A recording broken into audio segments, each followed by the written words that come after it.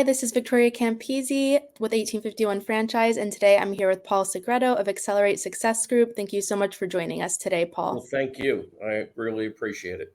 Great. So let's just get right into it. What makes you successful as a franchise broker? I think the key is my goal is always to connect the right people, brands, and opportunities. And in order to do that, it really takes having an in-depth knowledge about franchising, industry segments, brands, along with market trends. I mean, this is my 40th, going on 41st year in franchising. So there's a lot of knowledge there. Definitely. What advice do you have for people wanting to become franchise owners? Well, the first thing I tell them is that you better take some time for self-reflection. It's absolutely paramount.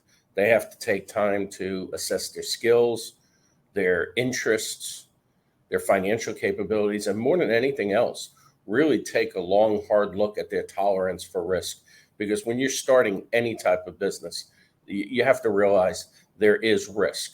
Now, of course, by taking the time to read the documents, all of the documents, it'll help them understand it so they make an informed decision. And that's the best way to deal with risk. And the thing that I tell them, one thing I really tell them is take out a red pen, even though we're inclined to, do everything online. Print this document out, that FDD. Take out a red pen, take out a yellow marker, write all over it like you're a teacher with a bad student, and just write questions, even things you need clarification on, things you want, further understanding on, even things that are of major concern. That's really extremely important. Great. What does winning look like for you? I think the most rewarding thing at this, and again, doing this for as many years as I have, is seeing those franchisees that you've placed still in the same place year after year, and seeing them continue to grow. And of course, referring friends and family, to me and to the brands they're working with. Key is, developing a long-term relationship. That's winning more than anything. Awesome. What advice do you have for franchisors wanting your help on awarding more franchisees? Wow. Excuse me.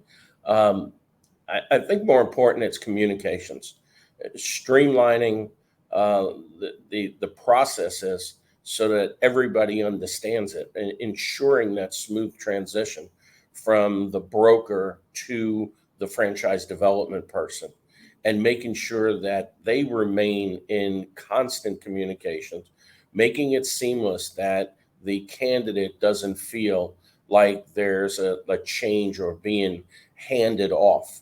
It has to be as streamlined as it is from somebody signing the franchise agreement, being on board, and going to training. The same philosophy has to hold true at the beginning.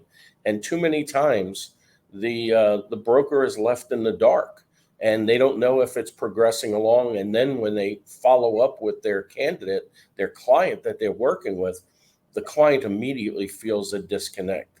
They feel like, you're all on one team. Why don't you know this? Why don't you know that? So it's just absolutely important. And the one thing I would highly recommend is franchisors, don't just go down the path, and if you feel like you're losing that candidate, just let it go. Bring the broker back into the equation. It really needs to work in tandem. Great. And then how can franchisors better communicate with you? Again, it's, about establishing the relationship, respecting the relationship, both ways. It's an interdependent relationship. Look, at the end of the day, they're not going to award franchises without a broker having a strong relationship with them, and vice versa. The broker has to feel comfortable. You see, behind me, I'm sitting in an office of one of my client brands that I work with, and I have regular communications with them. And because of that, we see a lot of success with it.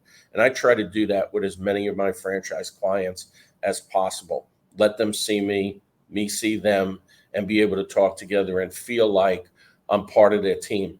I think that's missing a lot of times in the broker world, where the broker doesn't feel like they're part of the team. And I think it hurts in the long run. Perfect. Well, that's everything I have for you. Thanks so much for your time. Great. Thank you, Victoria. Appreciate it. Bye-bye.